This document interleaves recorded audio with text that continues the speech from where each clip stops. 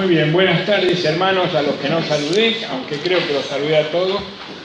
Quiero en primer lugar darle los saludos de los hermanos de Barrio Sarmiento y las felicitaciones por este aniversario de ustedes. Y también muy especialmente quiero dar los saludos de Elena de la Fiore y Carlito, que anoche nos habló por teléfono especialmente para que les diera los saludos de ellos. Así que reciban estos saludos de los hermanos. Bueno, en esta tarde cuando me fui la otra vez que estaba con este tema del gobierno de la iglesia, les dije, me fui complicado porque tenía muchos apuntes. Bueno, hoy les quiero confesar que ya estoy más complicado que antes. Vamos a leer dos escrituras. A razón de que el tema es muy amplio, es eso, y que tiene muchas facetas y muchas connotaciones. Vamos a leer dos escrituras, el libro de los Hechos, capítulo 20.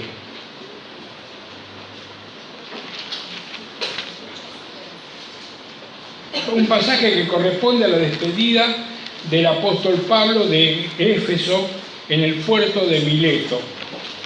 Y voy a leer desde el versículo 25.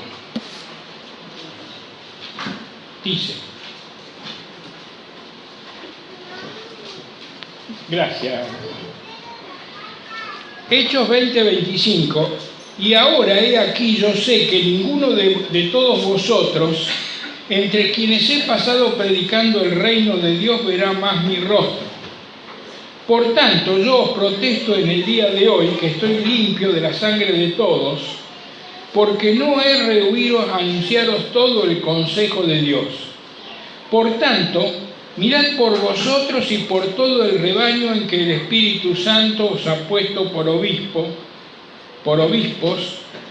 vuelvo a leer, en que el Espíritu Santo os ha puesto por obispos para apacentar la iglesia del Señor, la cual Él ganó por su propia sangre.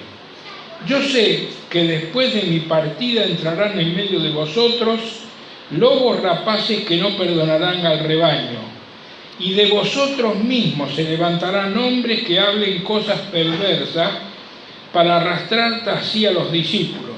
Por tanto, velad, acordándoos que por 3 años de noche y de día no he cesado de amonestar con lágrimas a cada uno. Y ahora, hermanos, os encomiendo a Dios y a la palabra de su gracia, la cual es poderosa para sobreedificaros y daros herencia con todos los santificados. Y el libro de Primera de Timoteo, capítulo 3.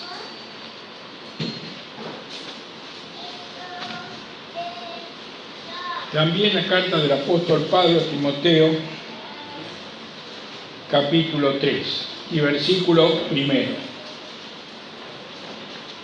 Dice la palabra así del Señor: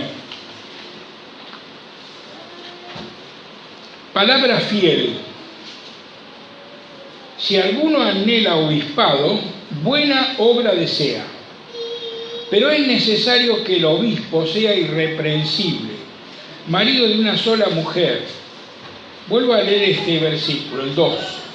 Pero es necesario que el obispo sea irreprensible, marido de una sola mujer, sobrio, prudente, decoroso, hospedador, apto para enseñar, no dado al vino, no pendenciero, no codicioso de ganancias deshonestas, sino amable, apacible, no avaro, que gobierne bien su casa, que tenga a sus hijos en sujeción con toda honestidad, pues el que no sabe gobernar su propia casa, ¿cómo cuidará de la iglesia de Dios? No un neófito, un principiante, un inexperto, quiere decir. No sea que envaneciéndose caiga en la condenación del diablo. También es necesario que tenga buen testimonio de los de afuera, para que no caiga en descrédito y en lazo del diablo. Lo primero de todo, que estamos hablando del gobierno de una iglesia local, diseñado y establecido por el Señor, Jesucristo, el Señor de la iglesia. Dijo ahí en la primera lectura, leímos que el Señor ganó con su propia sangre. La iglesia es del Señor. Esto es lo primero que cualquier creyente tiene que tener en cuenta. No es nuestra iglesia. Estamos en la iglesia del Señor Jesús, una iglesia, con diferentes iglesias locales, es decir, un cuerpo que es la iglesia, columna y baluarte de la verdad, la plenitud de Cristo que lo llena todo en todo. La iglesia es un cuerpo, es un organismo organizado y depende de la cabeza que es Cristo. Dios lo dio al Señor por cabeza de la iglesia, porque agradó al Padre que en todo tenga la preeminencia. La cabeza es el que da las órdenes. Los miembros, cada uno en particular, son los que ejecutan esas órdenes. Los pies caminan, las manos toman, los ojos miran, los oídos oyen, la boca habla. Por eso tiene menos amigos que los perros. Los perros tienen más amigos que el hombre porque mueve la cola y no la lengua. De paso, los españoles dicen que a nadie le amarga un dulce, pero esto es verdad. Así que tenemos siempre que tener esto. Ahí el apóstol con lágrimas amonestó, enseñó todo el consejo de Dios, estuvo en Éfeso mucho tiempo, una iglesia que era en un principio una ciudad idólatra. De paso le mencioné antes este versículo, Jeremías 50:38, la idolatría atontece. Esa es la palabra del Señor.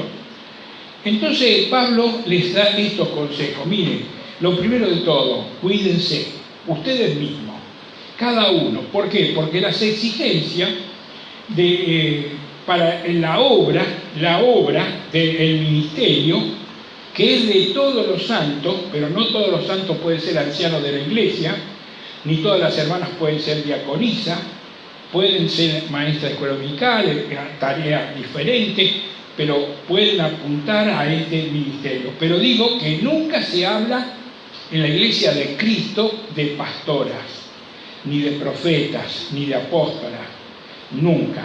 Y aparte la Escritura dice que la mujer aprenda el silencio y que no permite ejercer autoridad ni dominio. Eso lo dice el Señor, que diseñó la iglesia, que compró la iglesia con su propia sangre. Pero digo, haciendo un paréntesis para las hermanas cortito, el silencio es siempre para los hombres, no para Dios. Nuestro hermano que dirigió el canto, muy bien de paso, dijo que Dios mira el corazón. Y doy dos ejemplos bíblicos para animar a las hermanas. Y les digo, muchas veces, hermanas, la adoración de las hermanas en el culto de adoración, la cena del Señor, muchas veces la oración en silencio, la adoración en silencio, marca el nivel espiritual de la congregación, de la adoración. Ténganlo en cuenta. ¿Por qué? Porque si no, ¿qué hubiera sido del pobre Jonás? Doy dos ejemplos bíblicos. Jonás estaba en el fondo del mar, en el vientre del gran pez. No tenía micrófono.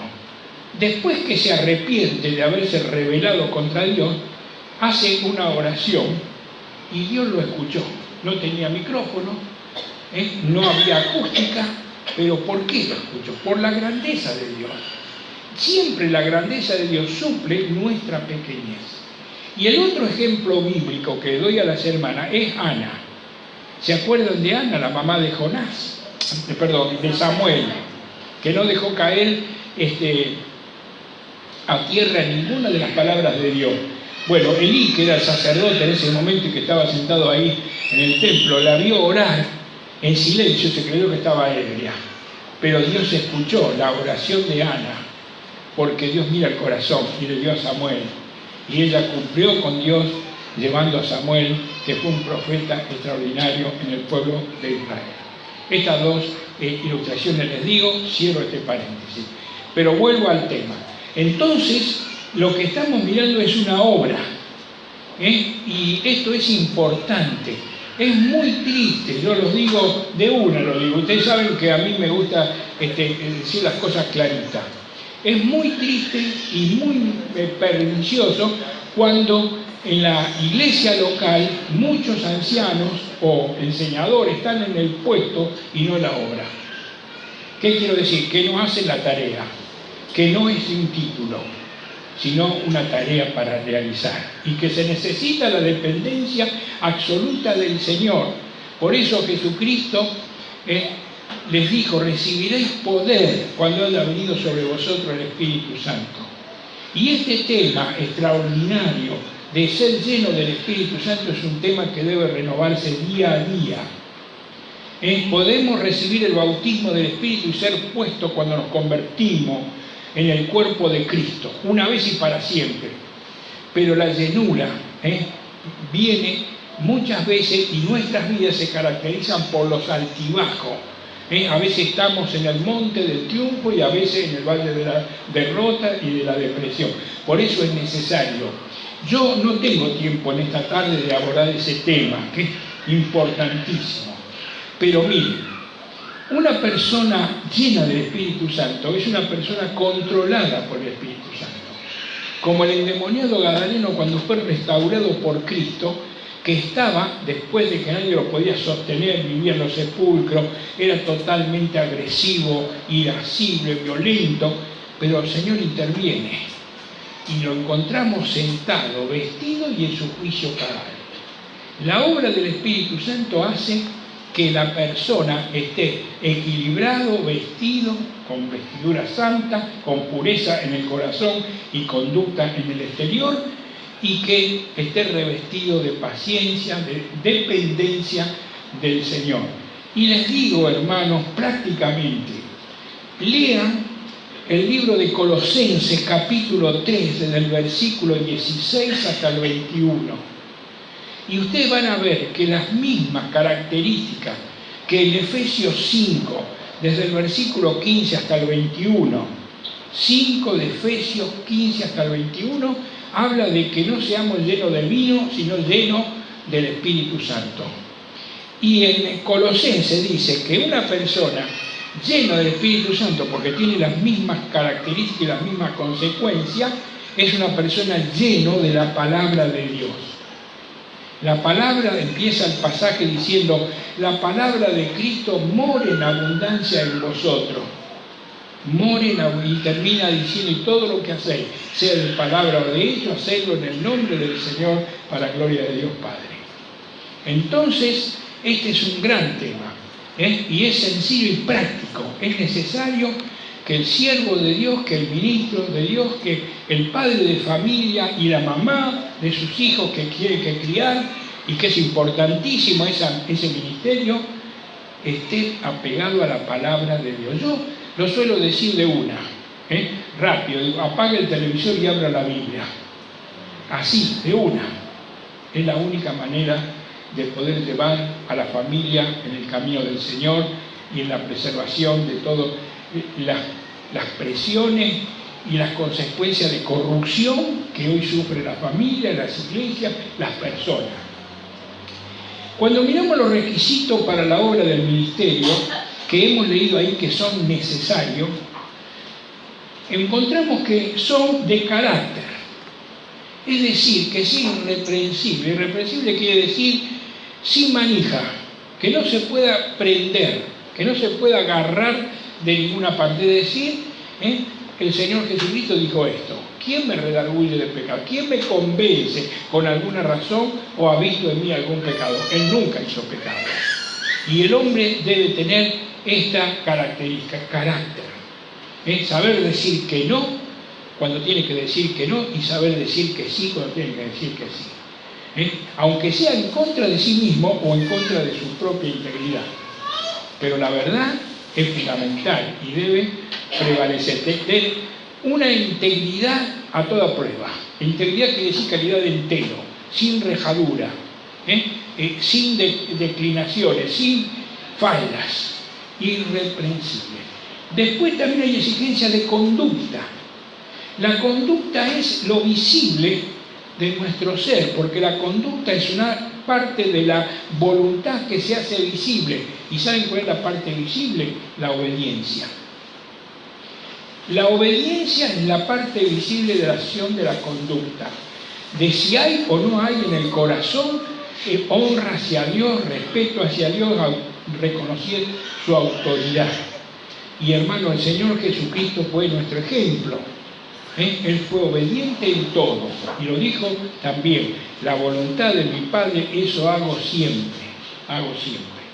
Y además hay una exigencia de capacidad. En esto habíamos llegado en la vez pasada en nuestra consideración. Que sea una de las exigencias, irreprensible, marido de una sola mujer, no dado al vino, no avaro, todo esto, pero sobre todo hay una palabrita que aparece allí abajo, en 1 de Timoteo 3, donde dice que sea didáctico. O sea, didáctico quiere decir que es capaz de enseñar, que es un ejemplo, porque toda la enseñanza de la Biblia es ética y de conducta y práctico, es decir, no es lo que yo digo, eso lo hacen las religiones, hacer lo que yo digo y no lo que yo hago, no. El Señor Jesucristo comenzó a hacer y a enseñar, eso está en el libro de los Hechos en el capítulo 2. Y nosotros, hermanos, si es que queremos hacer algo positivo para la gloria del Señor, sea en nuestra propia vida, o sea en el hogar, o sea en la iglesia, debemos ser ejemplo. No hay capacidad de exhortar o de amonestar si no hay conducta, si no hay ejemplo, si no hay testimonio. Porque el testimonio es lo que da la capacidad. Y necesitamos también tener conocimiento. Por eso el apego a la Escritura es fundamental. Y otra de las cosas que también tenemos que aprender, esto es bastante difícil, por lo menos para nosotros los latinos, que el diseño de Dios para su iglesia, incluso la iglesia local, es que haya pluralidad de ancianos. Es decir, diversidad de ancianos. Hay veces por distintas circunstancias hay uno o dos. Y bueno, son circunstancias muy especiales. Por tiempo, a veces hay un anciano. Pero ese anciano se tiene que ocupar de enseñar, de capacitar, de promover a otros que vayan mostrando, no elegirlo para que haga, sino que en la Biblia siempre se reconoce porque está haciendo. Pero tiene que ser enseñado. Eso es lo que dice Pablo en 2 de Timoteo, capítulo 2 y versículo 2. Busca hombres fieles, que sean capaces también de enseñar a otros. El tema del discipulado, de pasar la posta. Nosotros, hermanos, tenemos que reconocer que no vamos a estar por siempre. Es decir, yo tengo el deseo y el anhelo de estar hasta la venida del Señor, que el Señor venga pronto antes que yo tenga que irme al polvo, pero no estoy seguro, eso lleva el Señor. Pero el anhelo nuestro es, y yo les digo, la venida del Señor está cerca y cada uno de nosotros sabemos que puede venir hoy mismo, hoy esta noche mismo. Por lo tanto, tenemos que estar en espera de estas cosas y ser hallado, como dice Pedro, irreprensibles en paz, en espera de la venida del Señor. ¿Por qué la pluralidad de ancianos? Primero, porque la palabra pastor no figura en singular en la Biblia, o presbítero, que es la palabra, o anciano, siempre plural. Y solamente hay una mención en singular en 1 de Pedro 5, cuando Pedro se refiere a los pastores, a los ancianos, y les dice que él era anciano también con ellos, en medio de ellos, no por arriba, sino en medio de ellos, y les dice, pero un día va a venir el príncipe de los pastores. Se refiere a Cristo. Él es el príncipe de los pastores. Todos los demás somos siervos de Dios, que es una designación más hermosa en la Escritura, como hermano en Cristo. Es de lo más extraordinario. Se caen todos los títulos, los nombres, los estatus, cuando hablamos de la hermandad en el Señor. Hay veces que son las mismas personas que son mencionadas en un principio, y eso lo tendríamos que ver allí en Efesios capítulo 4. En un principio la iglesia fue consolidada por los apóstoles. Eran personas con capacidad, suficiente y autoridad apostólica. Por eso en el libro de los Hechos, que hay que tener en cuenta que hay cosas que no se van a repetir más que lo que allí está dicho. ¿Por qué? Porque ahora ya vino lo perfecto, es decir, la palabra del Señor completa, la revelación completa. Por eso no hace falta profecía. Hoy no necesitamos que nadie sueñe y que Dios le dé una indicación, porque lo que tenemos de necesidad hasta la venida del Señor, hasta que el Señor lleve a la iglesia, está en la Escritura, está en esta palabra del Señor. Toda la Escritura es inspirada por Dios y útil, para enseñar, para redarguir, para instruir en justicia, a fin de que el hombre de Dios sea enteramente preparado para toda buena obra. Vuelvo a repetir, el punto fundamental, si usted anhela obispado, buena obra desea, pero tiene que tener capacidad para... Y ¿saben una cosa? Les voy a decir a los hermanos, no es cuestión de edad. La Biblia no discrimina si es casado, si es soltero, viudo, pero sí debe tener, ni tampoco si es joven o viejo, pero sí debe tener puntos de referencia para tomar decisiones, experiencia, es decir, jurisprudencia. En la justicia se llama jurisprudencia. Haber vivido hechos que se han tomado decisiones y solucionado problemas o visto problemas que le puedan ayudar a tomar una decisión que siempre debe ser por medio de la Biblia.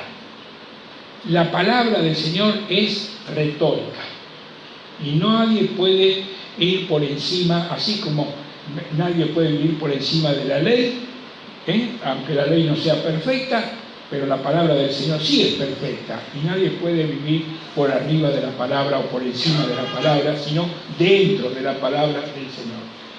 Estas mismas personas, dimensionadas de diversas maneras, pastores, ancianos, obispos, están ocupados en la obra para Dios y en un ministerio de gracia. Es decir, que están así en ese puesto por la gracia del Señor, no porque se hayan ganado haciendo buena obra o haciendo trabajo. No, el mérito siempre es del Señor Jesucristo y se recibe por la fe. La palabra pluralidad tampoco se encuentra en la Escritura, pero el sentido común y lo que uno ve, por ejemplo en Antioquía, en el capítulo 13 de los Hechos, es que había esta pluralidad de líderes. Y cuando Dios, por medio del Espíritu Santo, habló: apartadme a Saulo y a Bernabé para la obra que lo había llamado, también habló a la iglesia, y en la iglesia quedaron 3. Estaba Nazón y otros más que estaban ministrando, orando y ayunando. O sea que salieron Pablo y Bernabé, el hombre bueno, que es una biografía hermosa de ver. Para el primer viaje misionero, encomendado por la iglesia, guiados por el Espíritu Santo, pero también quedaron en la iglesia 3 ancianos, presbíteros que hacían la obra del Señor y que recibieron la indicación del Espíritu Santo mientras oraban y ayunaban, es decir, daban prioridad. El ayuno tiene que ver con eso, con la prioridad de Dios, con dar lugar a Dios, a veces por encima de uno mismo, ¿no? Y siempre es una actitud del corazón, y no es una designación generalizada. No es que la iglesia va a decretar un ayuno, eso no está. El ayuno ustedes pueden leer clarito en Isaías 58, si quieren saber lo que es el ayuno que Dios quiere, que Dios propone para un ejercicio espiritual de cada uno de aquellos que desean obispado, que desean servir a Dios en realidad. Muy bien, la unidad y la comunión del cuerpo de ancianos, hermanos, también es fundamental. Yo creo sinceramente que una iglesia sea próspera o de crecimiento si no hay una unidad en la cabeza de la iglesia, el cuerpo de ancianos, si podemos llamar así. No es que tiene que haber, lo ideal de Dios es la unanimidad. Es decir, que se llegue en oración y en conversación y en discernimiento y en espera y en búsqueda de la voluntad del Señor hasta llegar a un convencimiento. Pero por lo menos tiene que haber un consenso. Un consenso significa llegar a la convicción, no lo sentí, la emoción. Los sentimientos no son parámetros para analizar nada, porque son cambiantes, fluctuantes y no son una certificación cierta. Yo siento tal cosa y si no lo sentí, bueno, eso no existe en las cosas espirituales, la teocracia. La iglesia no es una democracia, la iglesia es una teocracia, es el gobierno de Dios a través de los hombres que están dedicados a ese servicio. ¿Hasta qué hora tengo? 8:10. No lo podemos parar un poquito. Pero bueno, entonces es necesario, y fíjese, por ejemplo, un versículo, se lo digo porque no tengo tampoco mucho tiempo, quiero hablar algo de crecimiento. En esto conocerán todos que sois verdaderamente mis discípulos, si tuvieres amor los unos con los otros. San Juan 13:35 dice que la eficacia del ministerio hacia afuera, hacia la gente, todos los que están en oscuridad conocerán, por lo menos cuando se le predique el Evangelio, se le anuncie todo el consejo de Dios, por lo menos conocerán, depende de la unidad de adentro. En esto conocerán todos que sois mis discípulos si tuvieres amor los unos para con los otros. Es decir, la unidad de adentro hace la eficacia del ministerio hacia afuera. Esto ténganlo muy en cuenta. Y la oración y el ayuno es fundamental porque el que pone los ancianos en la iglesia, los saca, es el Espíritu Santo. Y si yo, por ejemplo, quiero orar por la iglesia, debo orar a Dios, que es el dueño de la iglesia, que Él ordene, guíe, establezca, fundamente a los ancianos. Hay 3 autoridades en la iglesia, fundamentales. En primer lugar, ya lo mencioné, es la cabeza de la iglesia, que es Cristo. No hay otra cabeza, una sola cabeza. Dios lo ha dado por cabeza. Eso está en Colosenses capítulo 1, versículo 18. Desde el 15 en adelante habla de esta designación del Señor para que en todo tenga la preeminencia. La segunda autoridad de la iglesia es el vicario. No es el vicario de las religiones, que cuando cambian ahí de mandatario dice un vicario. No.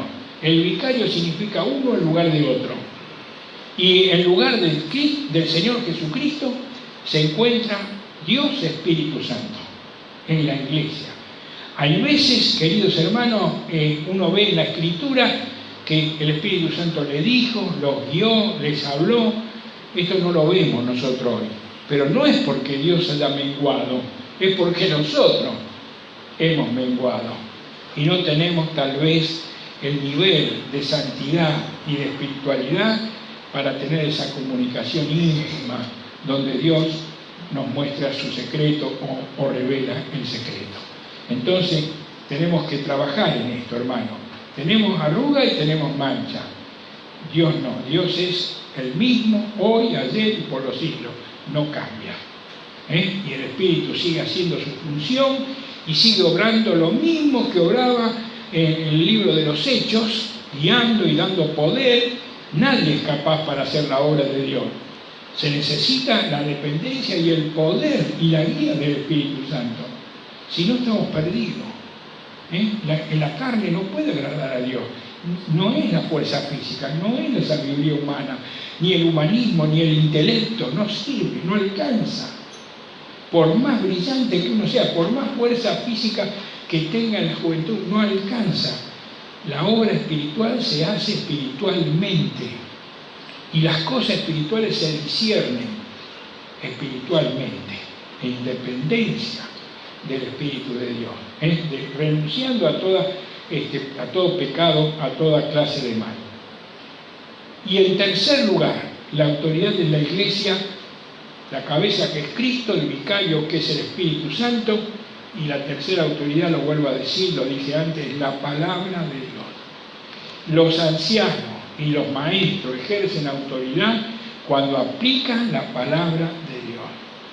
La palabra de Dios, los cielos y la tierra pasarán, pero mi palabra, dijo el Señor, no pasará. Hermanos, en estos 10 minutitos que me queda, quisiera dejar aquí este tema y ir a Efesios capítulo 4.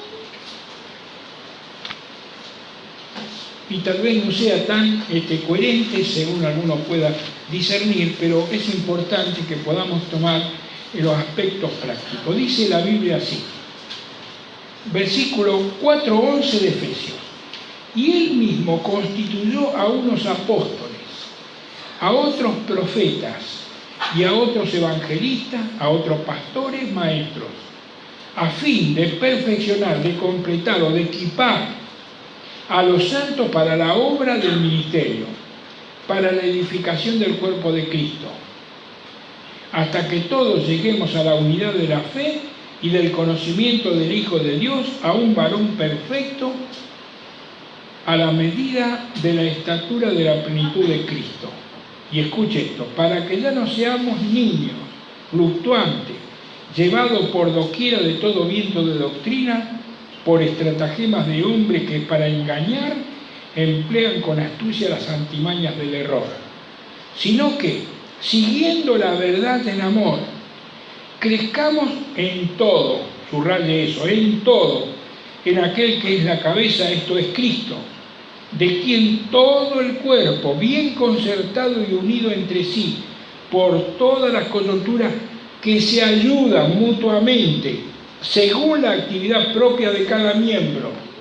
No es que cada uno hace lo que quiere, cada miembro tiene una actividad. El ojo ve, la oreja oye, o el oído oye, la nariz olfatea, la mano toma, los pies caminan. Cada miembro tiene una función. La oración y la dependencia del Señor nos muestra cuál es la función que Él nos ha dado por gracia. Dice, se ayudan mutuamente según la actividad propia de cada miembro, recibe su crecimiento para ir edificándose en amor. En un principio los apóstoles hicieron su ministerio, la doctrina de los apóstoles, que era la doctrina que aprendieron de Cristo. Los profetas testificaron, profetizaron y establecieron lo que era espiritual, lo que debía quedarse, porque no había Nuevo Testamento en ese primer tiempo. Pero cuando venga lo perfecto, dice Pablo en 1 Corintios 13:8, lo que es en parte cesará. Y hace una comparación.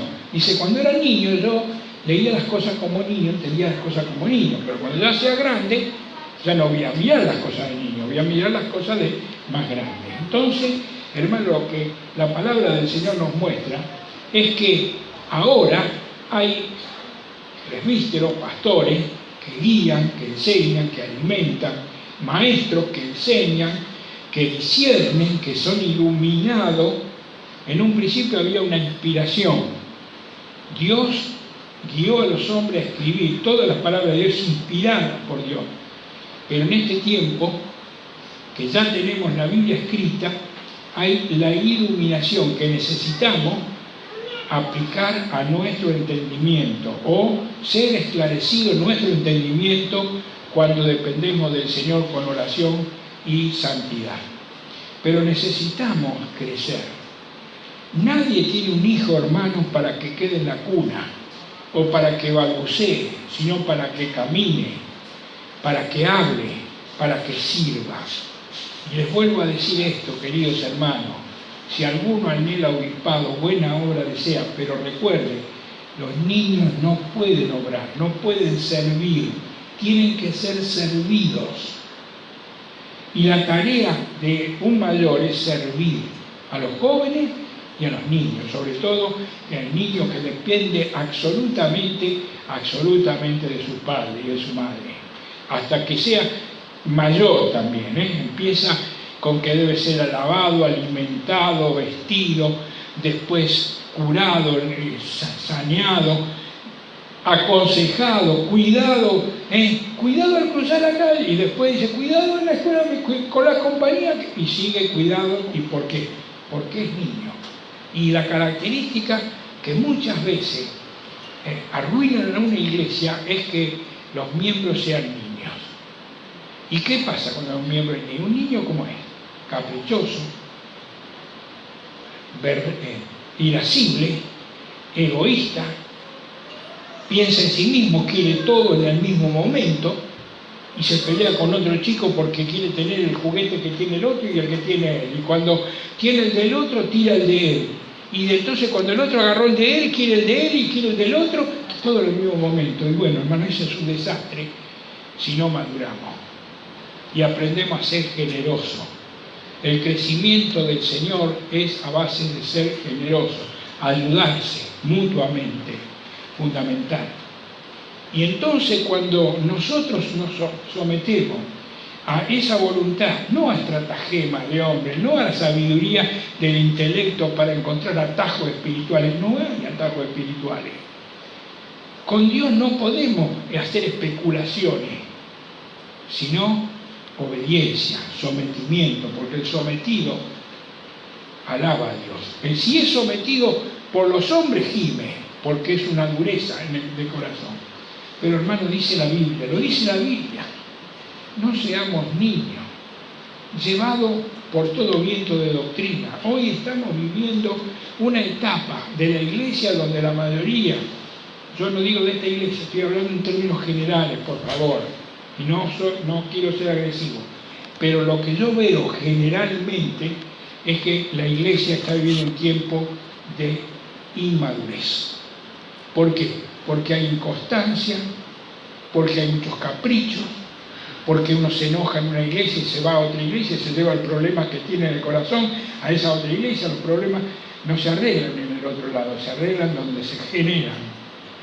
Y con humildad y consiguiendo las directivas de la palabra del Señor se tienen que solucionar los problemas, como dice ahí en San Mateo capítulo 15, del versículo 15 hasta el 18. Dice, no seamos niños, tenemos que crecer. Cuando uno mira la vida de Cristo, del Señor Jesucristo, en el capítulo de Lucas, capítulo 2, versículo 52, dice que el niño crecía en estatura, crecía en intelectualidad, crecía en integridad con los hombres, pero crecía para con Dios, en espiritualidad. Por eso estaba en el templo hablando y escuchando a los maestros de la ley. Entonces, hermano, es necesario, y cada uno debemos tratar con la guía del Señor de ser ayuda, porque los miembros, la iglesia crece por la enseñanza del Espíritu Santo, por la enseñanza de los pastores y maestros o de los ancianos que guían y aconsejan, pero también crece por la actividad propia de cada miembro, por el compromiso de estar involucrado en tomar parte en el ministerio de todos los santos. Procurar ser equipados, edificados, guiados por el Señor para promover el amor y las buenas obras. Es bueno decir, vamos a la iglesia. Yo me alegré con los que me decían, a la casa del Señor iremos. ¿Pero a qué vamos?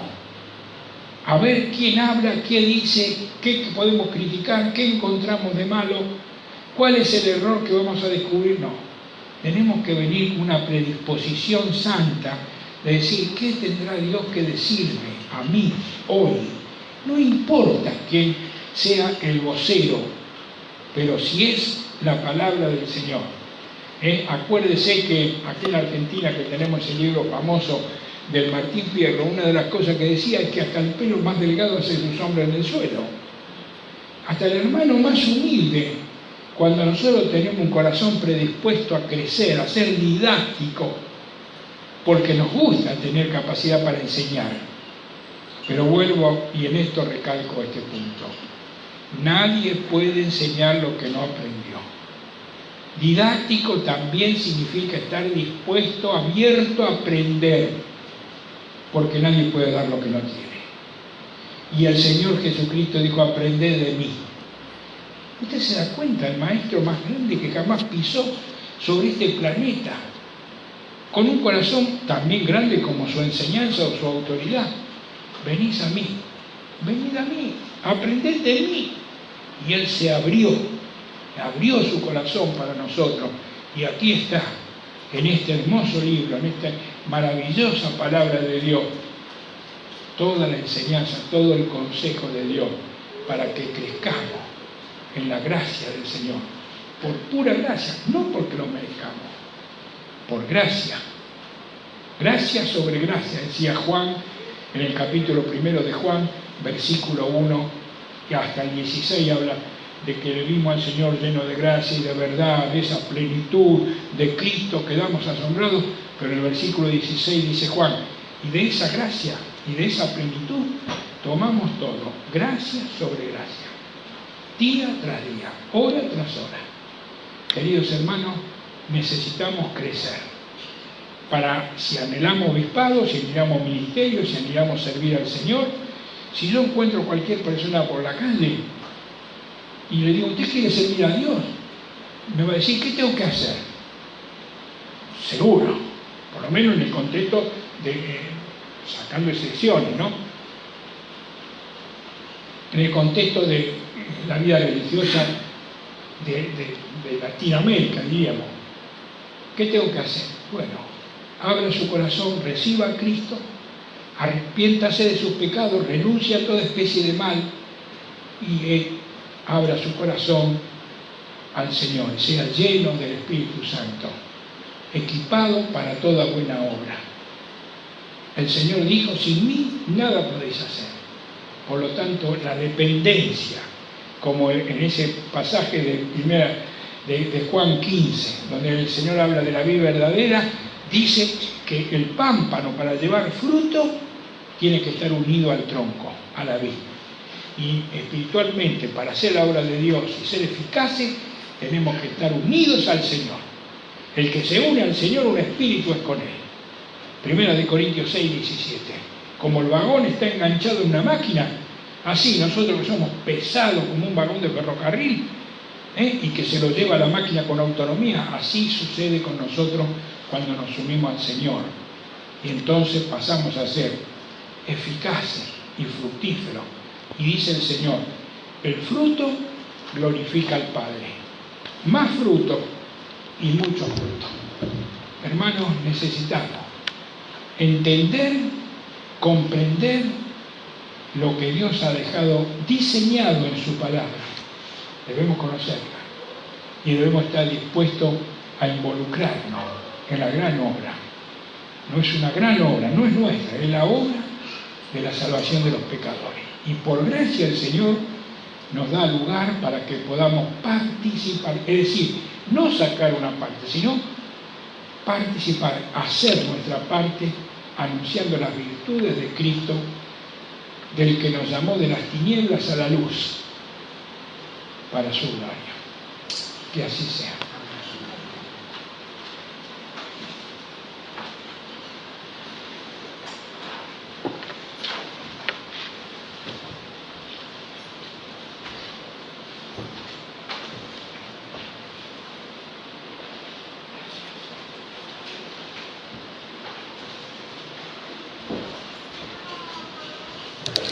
Damos gracias a nuestro Padre Celestial por esta oportunidad que nos ha dado estar junto a Pepe, Zorrilla, la Gloria, que anda por allí, alrededor de su palabra.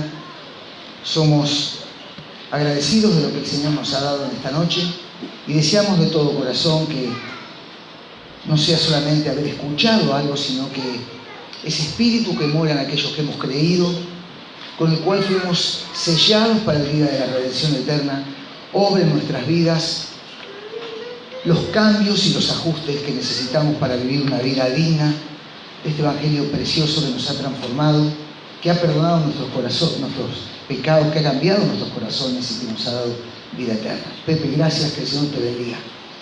A vos, que renueve tus fuerzas físicas y espirituales y que el Señor realmente siga utilizándote como lo ha hecho hasta ahora. Un cariño para todos los hermanos allí de Barrio Sarmiento también. Si a ustedes les parece bien, vamos a orar antes de volver a casa. Después les voy a dar un par de anuncios que son importantes.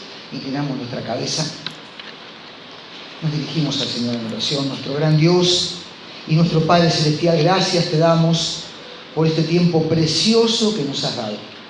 Comenzar, Señor, la semana de esta manera es un motivo de gratitud. Por eso te alabamos y te adoramos. Estuvimos juntos recordando al Señor Jesucristo, participamos de los símbolos, anunciamos que creemos en Él, que Él murió por nosotros y que estamos expectantes de su regreso. Y ahora, Dios, este tiempo precioso de alabanza que hemos compartido y haber estado juntos alrededor de tu palabra. Señor, aumentanos la fe. Señor, danos más de tu sabiduría. Señor, danos más de tu paciencia, de tu amor. Llénanos con el poder de tu Santo Espíritu.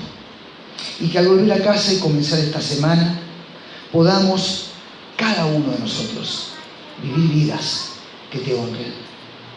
Vivir vidas felices, porque somos tuyos, porque estamos en tus manos, porque nadie nos puede separar del amor que es en Cristo Jesús. Y agradecidos por lo que decía Zorrilla recién. Tú nos das la oportunidad, siendo tan débiles, tan indignos, de servirte, de estar involucrados en tus cosas, de poder hacer algo por la causa del Evangelio de este lugar. Oh Padre, despídenos ahora con tu paz y tu bendición. Te rogamos por Pepe, por Gloria, por su ministerio. Renueva en él las fuerzas necesarias para honrarte, para servirte, y que él y nosotros podamos esperar tu día en santa obediencia. Tú eres nuestro Dios. En ti confiamos plenamente. Te alabamos en el nombre del Señor Jesucristo. Amén. Amén. Bueno.